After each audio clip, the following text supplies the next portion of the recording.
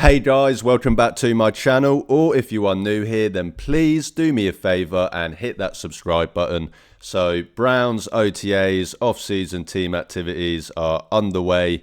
We had the first session of the voluntary sessions last week, the second session this week, June 3rd to June 5th, and that will then conclude phase one with mandatory veteran minicamp on June 10th to June 12th.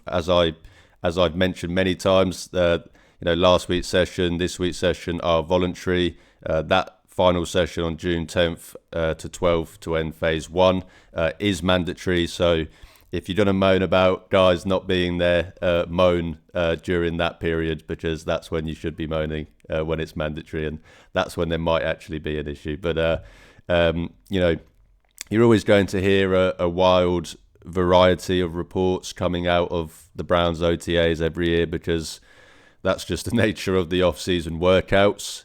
We don't see every rep, and we rely on the subjective nature of someone else's opinions who is there. So for me, I make my assumptions and assessments, shall we say, based on all the footage that I've seen, as well as information that I get from a small, very particular group of people that are there, shall we say. The best way I can describe how I assess these OTAs and the practices is, it's not so much what I see, but more about what I don't see. I've said it a few times already. It's voluntary OTAs. They're mainly out there running, installs, making sure the operations are smooth and sound, and practicing timing, technique, all of that stuff. You're never going to truly learn who a player is by what they do at OTAs. So whilst yes, I of course want to see positive output from any of the guys and all of the guys, it's more about not seeing these guys struggling at the basic concepts of NFL football, essentially.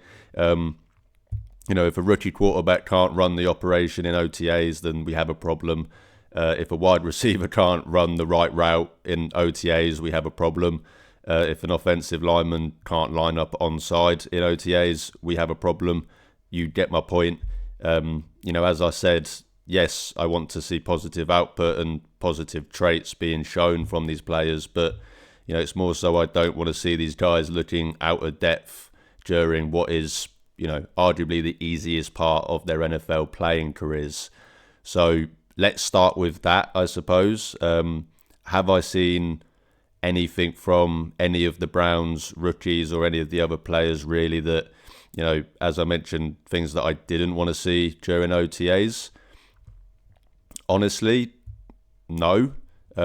So that's the video. Thank you so much for watching. I'm kidding, of course. Although I'm half serious. I've not seen any of those things that I spoke about to that degree that would make me worry. But I will give my 2 cents on just some overall thoughts on the Browns. As I said, first session of the off-season OTAs last week and going into this week as well. Starting with the quarterbacks, obviously the talk of the town, as expected. The Browns quarterback battle is drawing the most attention out of anything coming out of the Cleveland Browns this off-season. Stefanski has made it, pretty clear that you shouldn't read too much into the quarterback rotation at this point. Of course, there is a basic structure and idea of the current order and how they view it, but which is the exact order I predicted: Pickett, Flacco, Gabriel, and Sanders. But all guys took plenty of 7-on-7 reps, and whilst Pickett and Flacco did take the majority of the 11-on-11 reps, from what it seems, the claim that Shadur didn't participate in any of those sessions was confirmed to be false by Stefanski. I've said before that I just want to see these guys compete, and I think we're getting that at this stage as much as you can. Each guy, as I said, at this point I still probably expect that order to stay the same as I expected if I had to decide today, that would be what it is. But of course, every guy has a chance to, climb up that order. That's purely just because, as I've said multiple times, this is OTAs. As much as good things we can see from any guy, there's only so much you can do, and especially with 4 guys out there, the limited reps that you are going to get. As I mentioned, overall, I've not seen anything out of any of these guys that makes me worried, shall we say. There's been no blunders out there per se. Pickett's look fine. Flacco can still sling it. The Gabriel stuff, I think, is a bit silly. I don't think you should be making, that declarative statements that, he's not an NFL quarterback and all of this stuff after a few days of OTAs. Now during my conversation with Quincy Carrier, he did talk about how people he trusts, told him that Gabriel, really kind of stood out like a sore thumb, shall we say, in regards to just not looking and having the physical stature of an NFL quarterback. And I do get that. I of course do have those slight concerns when it comes to his size. I would be ignorant not to recognise that. But I don't think it means that he's destined to fail. And, I do think he does have a chance to be somewhat successful in the NFL. A rather slim chance, perhaps, but a chance nonetheless. Now, with Shedeur Sanders, I say the quarterback battle's been the talk of the town. Shedeur Sanders has been the talk of the NFL. Still got the highest selling rookie jersey, I believe. Everyone wants to tune into Browns OTAs just to see the Shedeur Sanders story. And I'll be honest, I've mentioned it a couple times already since they drafted him, and I'll kind of just expand on it more now. I have been really impressed from Shedeur and what I've seen, and how he's composed himself since the draft, and the kind of flashes that we have seen in the limited reps on the field. This will probably be the thumbnail of this video, because, well, you know why. Because, just go back 30 seconds and everything I just said. But, as I was saying, on the field, I have been impressed with what I've seen in the fairly limited reps. I do think there is noticeable improvement in his mechanics. His hips look a lot tighter out there. He looks a lot more structured in his stance, and that ball is coming out with velocity. It's clear to see that in the footage that we have seen. Multiple people who have been at the OTAs have spoken about how he has flashed amongst the group, which of course is encouraging to see and to hear. We've all seen some of the videos of his touchdown passes already, which is certainly helped drive the hype train, of course.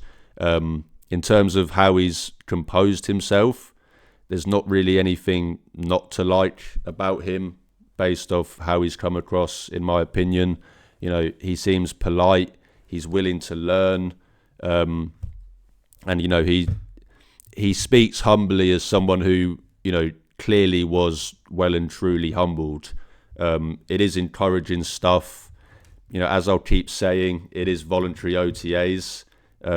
You're not going to make, overriding assessments of players based on these reps. But, of all the things that he is supposed to do, he has shown flashes whilst doing so.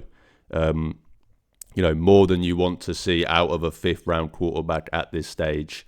I still think Pickett probably has the most chance of starting, just ahead of Flacco. And that even, and if even one of the rookies, turns out being the eventual goal as a starter, shall we say, and they do think they have that potential, they still won't probably start week 1, in my opinion. But, who knows? Maybe a Shedeur Sanders or Dylan Gabriel go out in training camp and, force the team to start them week 1. You never know. But going on to the defense,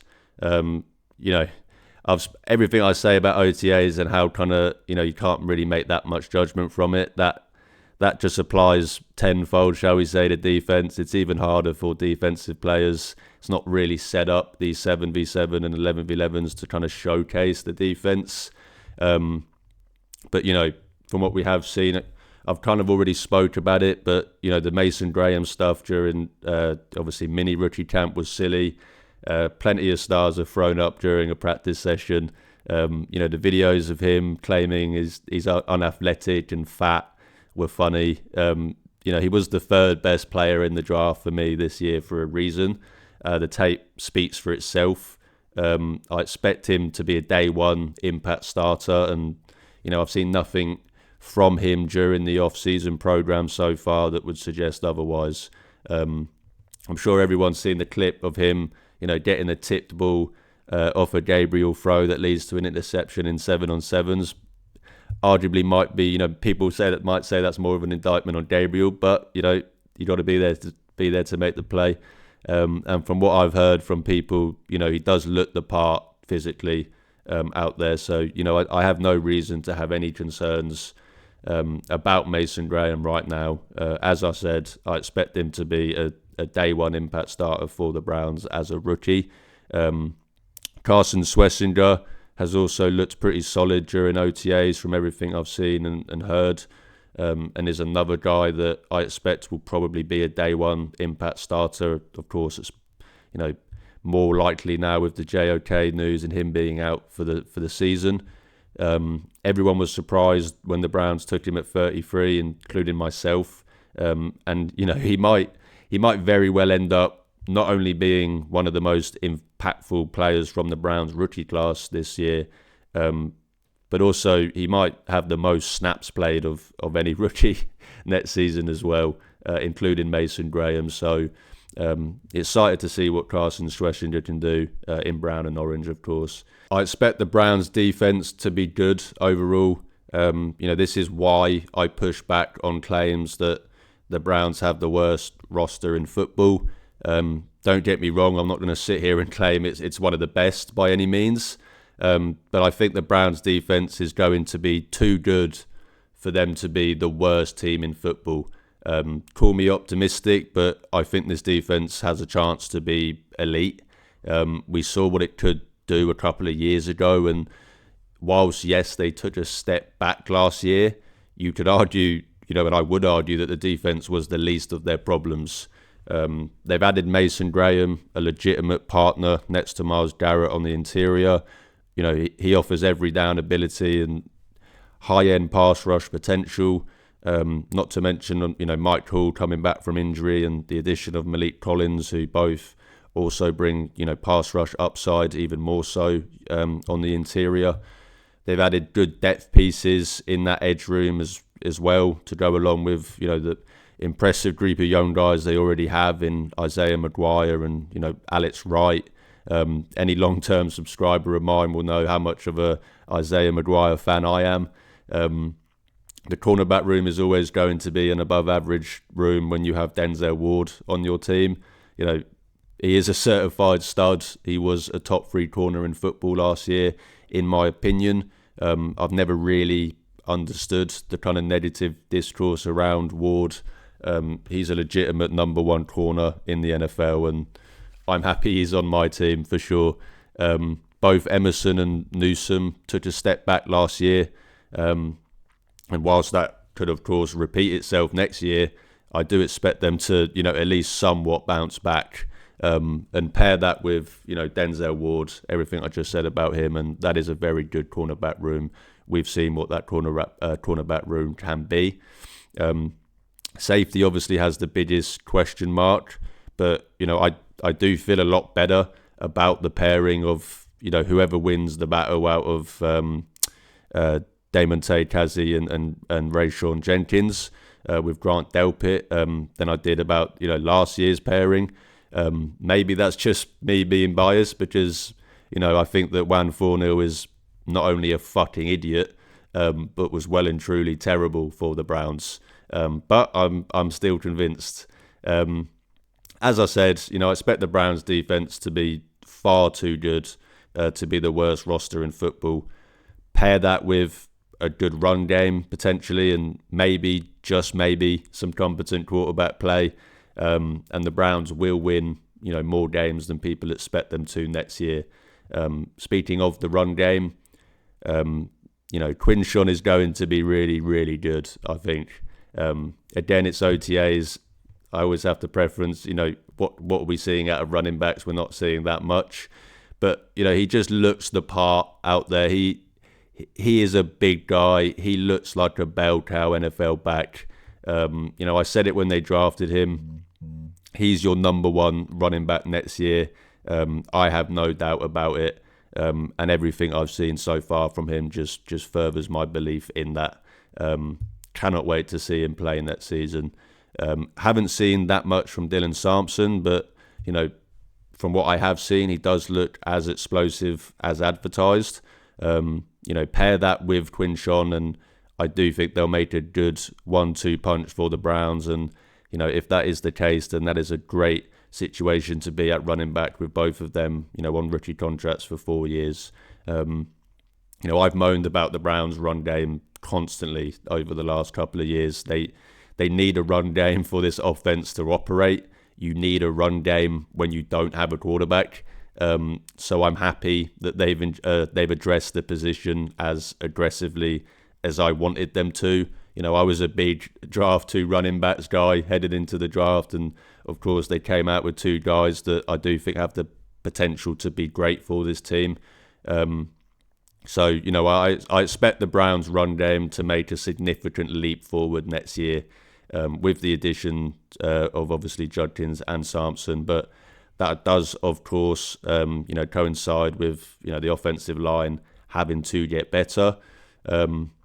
Speaking of the offensive line, probably even more so than the defense, you can't really tell enough about a player to make a judgment when they're shadow blocking in 7-on-7s. As I mentioned earlier, it's more about the operation, timing, technique. Just look the part out there and don't look out of your depth. And, I can't say that I've seen any of those guys look out of depth. We've had some reports that the O-line didn't hold up well, particularly in the 11-on-11 reps that Pickett was running with the ones.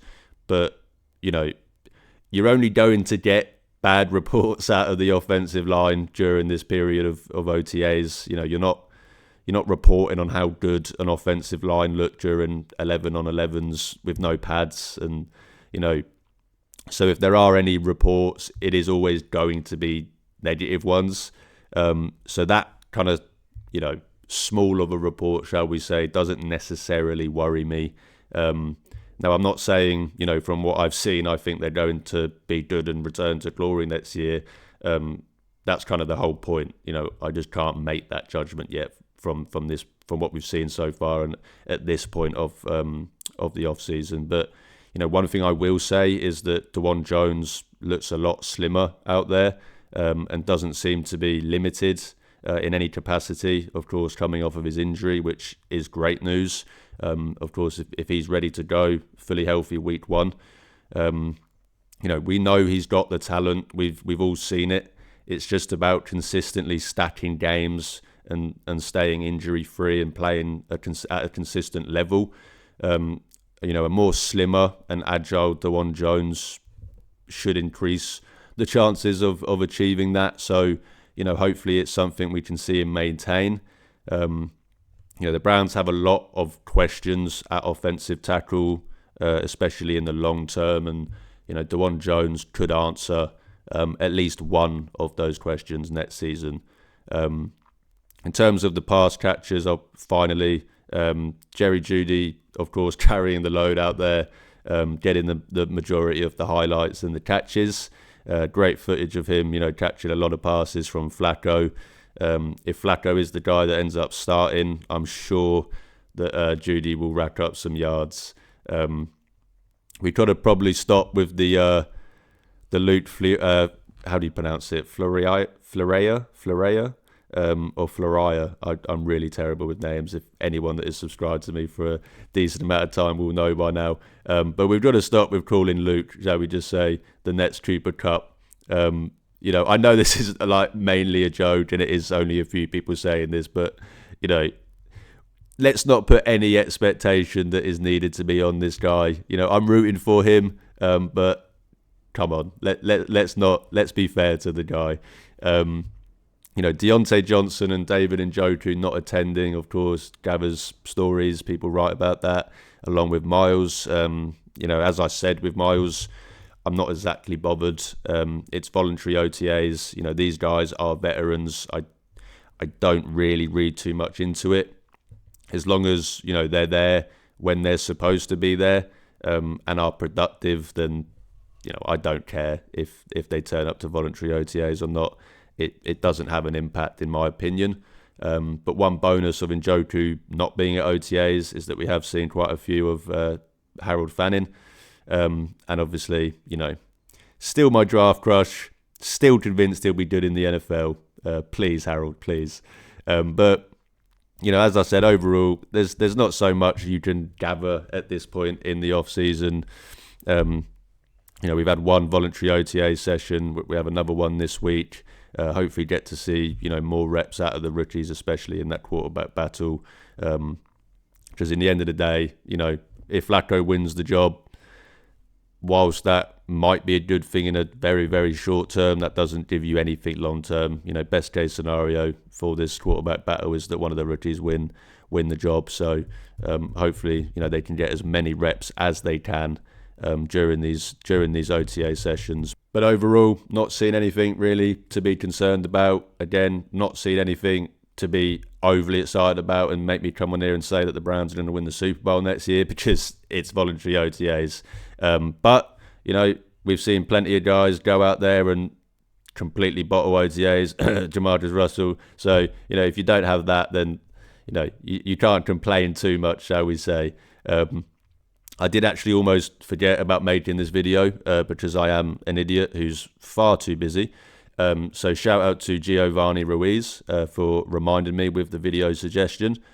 If you do ever have any video ideas or suggestions, I really do encourage you to drop them in the comments on my videos, or, you know, on any of my social media pages. You know, always trying to make content that people enjoy. So always welcome to video suggestions and all of that good stuff. But that would do it for me today, guys. Thank you so much for watching. If you do enjoy my content, then please drop this video a like, hit the subscribe button. It's free, but it really, really helps out my channel. You can also check the links in the description to see where you can follow and interact with me on social media.